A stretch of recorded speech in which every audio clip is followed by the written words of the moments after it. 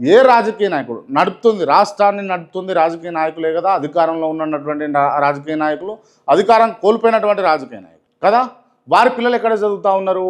Convent స్కూళ్ళల్లో, లేకపోతే international స్కూళ్ళల్లో, లేకపోతే కార్పొరేట్ స్కూళ్ళల్లో చదువుతూ ఉన్నారు. ఎందుకు ఇంకా వారిని ఆ స్థాయిలో కూర్చోబెట్టినటువంటి ఈ పేద వర్గాలు, లేకపోతే ప్రజలు, లేకపోతే ఓటర్ల వాళ్ళ పిల్లలు ఎందుకు ఇంకా కూడా ఏదో తూతూ మంత్రంగా ఉన్నటువంటి వసతులతో కూడినటువంటి స్కూళ్ళల్లో ఎందుకు చదవాల్సి వస్తుంది? అక్కడ ఎందుకు మీరు వసతులు ఏర్పాటు చేయడం లేదు అని అన్నది మనం గమనించుకోవాలి. అండ్ ఈ రెండు అంశాలు మనం గమనిస్తే కనుక, ఇప్పుడు ఎల్లయ్యకు ఒక 100 రూపాయలు అవసరం ఉన్నది. ఎల్లయ్య అనేట ఆయనకు 100 రూపాయలు అవసరం ఉన్నది. ఆయన ఓ మల్లయ్య కాడికో లేకపోతే దొర కాడికి పోయిండు. దొర కాడికి పోయి దొర నాకు 100 రూపాయలు కావాలి అని అన్నాడు.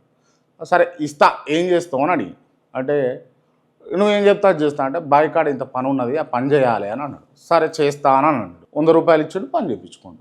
100 రూపాయలు ఇచ్చిండు, పని చేయించుకోండు. అట్లా క్రమేపీగా వారానికి ఒకసారి 100 రూపాయలు ఇస్తుండు, పని చేయించుకుంటుండు. 100 రూపాయలు ఇస్తుండు, పని చేయించుకుంటుండు. అవసరం అన్నట్టు అవతల వాళ్ళ అవసరాలతోటి ఇది చేస్తున్నాడు. కానీ ఒకటేసారి 1,00,000 రూపాయలు అదే దొరను అదే మల్లయ్యనో వచ్చి నాకు 1,00,000 రూపాయలు కావాలి దొర, ఇక నేను ఎంతకాలం నీ కాడ పని చేస్తా, నేను జాగ కొనుక్కుంటా, నా పొలంలో నేనే పని చేస్తా అని చెప్పేసి ఆ దొరని అడిగిన అనుకో, లేవు పోరా అంటాడు.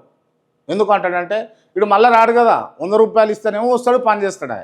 అదే 1,00,000 రూపాయలు ఇస్తే రాడు, వాడు బతుకుతాడు. సో ఇదే రీజన్ అన్నట్టు.